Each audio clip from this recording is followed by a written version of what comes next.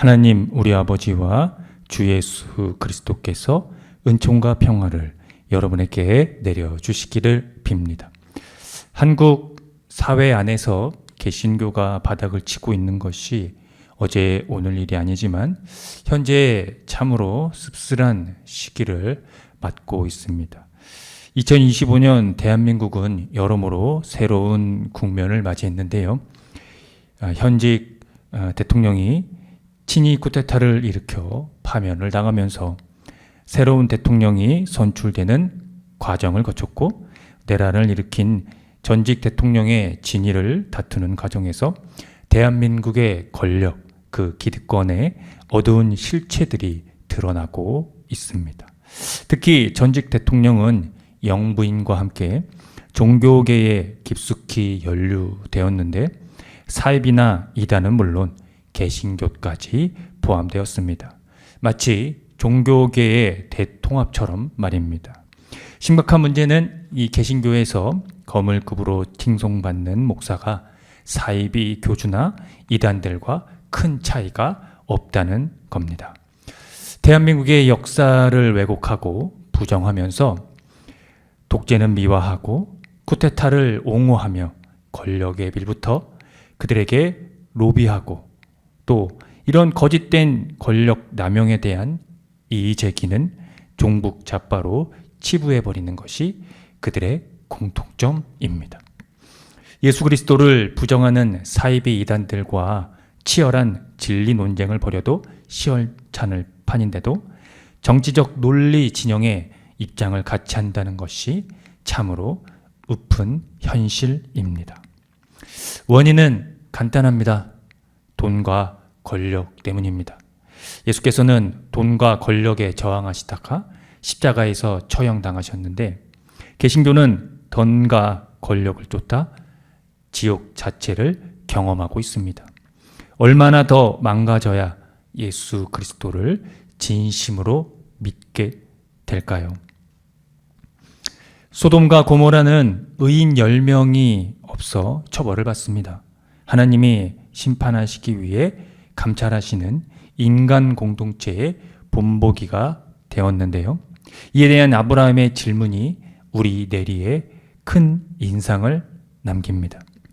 무엇에 의해서 소돔에 대한 하나님의 판결이 결정되는 것인지, 다수의 악인 건지 아니면 소수의 무죄인 건지 말입니다.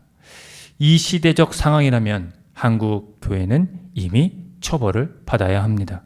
그런데 신약에서는 하나님의 의의 개념이 새롭게 해석되고 있습니다.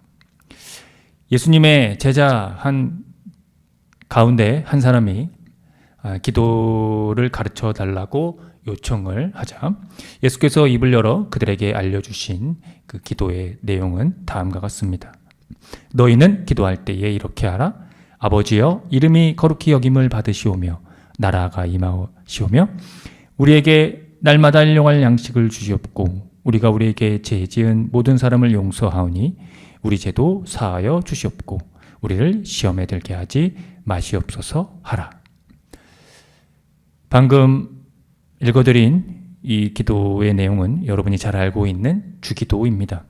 주기도는 신약 성경에서 예수님이 가르쳐 주신 유일하신 기도입니다. 유일한 기도입니다.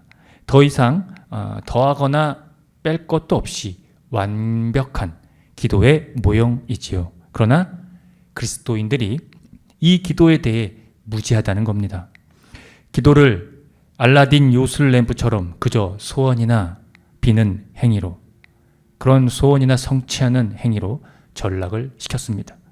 상황이 이렇다 보니 이런 행위가 주술과 미신으로 합쳐지면서 사입이나 이단들과 종이 한 장 정도 차이 수준이 되어 버렸습니다. 구하라 그러면 너에게 주실 것이다 라고 말씀하셔서 그런 걸까요? 교회는 사소한 것까지 구체적으로 기도하라고 가르쳐 왔습니다. 그런데 말입니다. 예수께서 구하라 그러면 주실 것이다 라고 하신 것은 자녀가 부모에게 필요한 것을 사달라고 떼를 쓰는 것처럼 구하고 찾고 두드리라는 것이 아닙니다. 주님이 가르쳐 주신 이 기도의 내용대로 행하라, 그렇게 살아라 라는 의미이지요. 그러므로 주기도의 핵심은 하나님 나라가 오게 하소서입니다. 하나님 나라는 통치, 다스림이라는 의미인데요. 우리의 삶이 하나님의 통치가 토대여야 한다는 겁니다. 또한 그것이 기도의 목적과 이유이며 뿌리라는 것이죠. 이런 삶이 요구해야 하는 것이 바로 하나님의 성령입니다. 그러니까 구하고 찾고 두드려야 하는 이유가 바로 그것입니다. 그런 사람은 얻게 될 것이고 또 찾게 될 것이며 그에게 문이 열릴 것입니다. 하나님 나라를 사는 것, 즉 하나님 나라가 그에게 왔다는 의미입니다. 바울은 골로새에 있는 성도들에게 철학과 헛된 속임수를 주의하라고 경고하고 있습니다. 여기서 철학과 헛된 속임수를 전하는 자들은 유대교의 전통과 세속의 원리를 따르는 혼합주의자들이었습니다. 그래서 그들의 거짓 교훈의 명백한 요소는 유대적인 이 색채인 할례와 음식 규례와 절기 준수가 포함되었습니다. 이런 유대적인 요소가 천사들이나 영적인 세력들에 대한 미신과 혼합이 되면서 당시 신적인 철학과 신적인 비밀을 가장하여 강력한 호소력을 지녔습니다. 오늘날로 치면 물질 만능주의라고 할 수 있습니다. 바울이 이 유대적인 전통과 세속적 원리의 혼합을 경계한 것은 그들이 하나님의 비밀과 대립되었기 때문입니다. 하나님의 비밀은 예수님 안에 온갖 충만한 신성이 몸이 되어 머물고 계신다는 것이 그것입니다. 바울은 우리가 그리스도 안에서 이 충만함을 받았다고 했습니다. 골로새서 2장 10절을 읽어보겠습니다.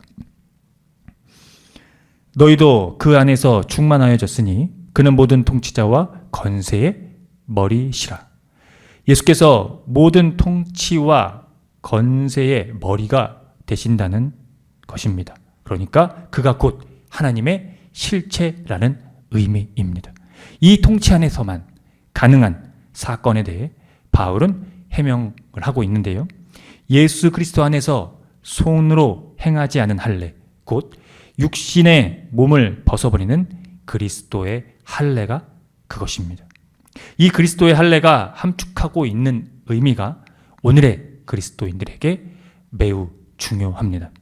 첫 번째는 세례로 우리가 그리스도와 함께 묻혔고 그분을 죽은 사람들 가운데서 살리신 하나님의 능력을 믿는 믿음으로 그리스도 안에서 그리스도와 함께 살아났다는 것입니다. 두 번째는 우리가 죄를 지은 것과 할례를 받지 않은 이방인으로서 영적으로는 죽은 사람들이었으나 이제 하나님께서 그리스도와 다시 살려주시고 우리의 모든 죄를 용서하여 주셨다는 것입니다. 마지막은 우리를 거스르고 불리하게 하는 법조문으로 쓴 증서, 즉 빚 문서를 지워버리고 율법을 가리킵니다. 그것을 십자가에 못 박으셔서 우리 가운데서 제거해 버리셨다는 것이 그것입니다. 이제 하나님 나라, 즉 하나님의 통치에서의 의는 예수 그리스도 안에서 하나님의 능력을 믿는 믿음으로 말미암아 우리에게 주어졌다는 겁니다. 우리에게 아무리 선함이 있고 능력이 있다고 할지라도 예수 그리스도 안에서의 하나님의 의가 없이는 우리는 아무것도 아니라는 것입니다. 바로 이것을 여기에서 받아들이는, 우리의 실제 삶에서 현재에서 받아들이는 것이 바로 천국 하나님의 나라입니다. 이 안에서 주어지는 자유가 우리를 참으로 자유케 하기 때문입니다. 그러니 우리가 어찌 하나님 나라가 오도록 구하지 않을 수 있겠습니까?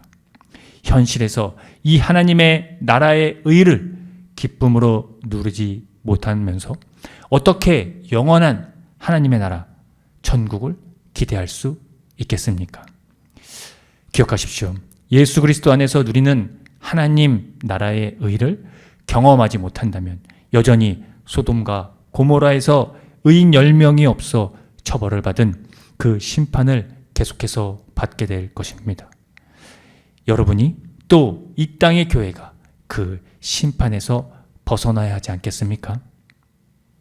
사랑하는 성도 여러분, 하나님의 나라가 우리에게 왔습니다.